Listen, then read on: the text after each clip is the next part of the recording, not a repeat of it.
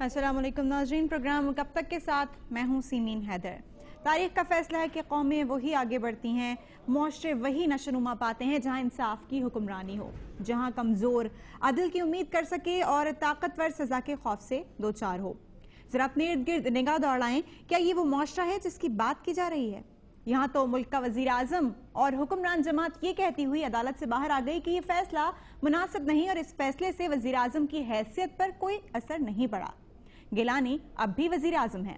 दूसरी जानिब नून लीग के सरबराह नवाज शरीफ ने हुकूमत के लिए मौक़िफ़ मजीद सख्त कर दिया है और पीपल्स पार्टी ने इसका सामना करने की तैयारी भी कर ली है। देखते हैं ये रिपोर्ट।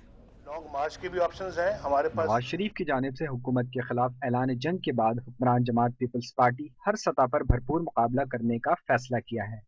इसका इजहार तो गुज़श्ता रात वज़ीर आला सिंध ने मीडिया से बातचीत में कर दिया था। इनका कहना था कि अगर मियां साहब इस्लामाबाद की तरफ लॉन्ग मार्च करेंगे तो हम भी लाहौर का रुख कर सकते हैं। अगर उन्होंने मार्च किया तो जनाब हम भी पीछे नहीं रहेंगे, हम भी उसके लिए तैयार हैं कि अगर वो इस्लामाबाद तक जाते हैं तो हम भी लाहौर तक जा सकते हैं।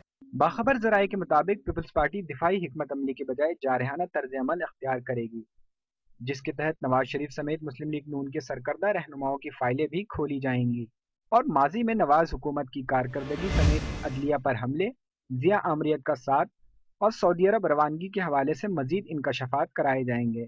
सियासी पंडितों का कहना है कि सदर जरदारी इस बात की कोशिश कर सकते हैं कि इनकी हुकूमत के खिलाफ नवाज लीग एहतजाजी सियासत को इस नहिज पर ले जाए कि पीपल्स पार्टी एक बार फिर खुद को मजलूम साबित कर सके और वजीर आजम गिलानी को सियासी शहीद का दर्जा मिल जाए।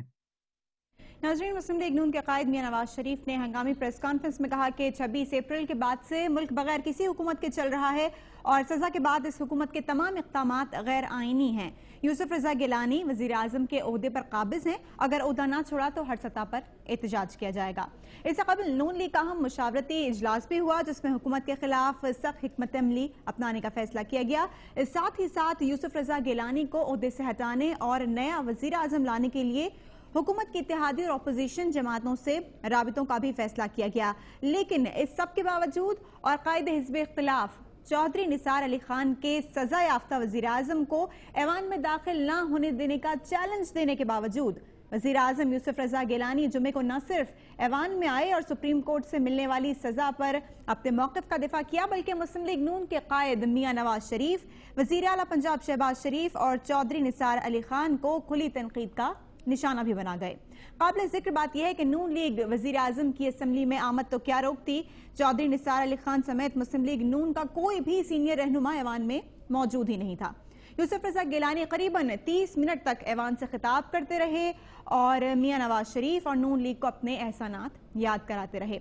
इस सूरत हाल में सुप्रीम कोर्ट के फैसले पर बहस के लिए इलेक्शन कमीशन ऑफ पाकिस्तान में भी इजलास हुआ, जिसमें आइन और कानून के मुताबिक इलेक्शन कमीशन और स्पीकर कौमी असम्बली के किरदार पर गौर किया गया। इस कशमकश की सूरत हाल में बहुत से सवाल उठते हैं, लेकिन असल मसला यह है कि इस सब के बाद मुस्तकबिल का मंजरनामा क्या होगा, क्योंकि हालात कुछ खुशकुन तो नजर नहीं आते।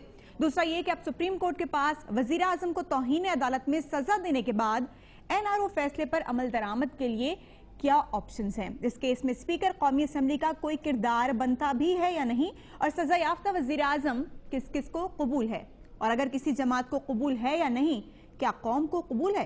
प्रोग्राम में अपने मेहमानों से भी आपका तारुफ कराएंगे, लेकिन पहले लेंगे एक ब्रेक। आप ब्रेक के बाद हमें ज्वाइन करें, क्योंकि वक्फे के बाद अपने मेहमानों को शामिल गुफ्तगू करेंगे।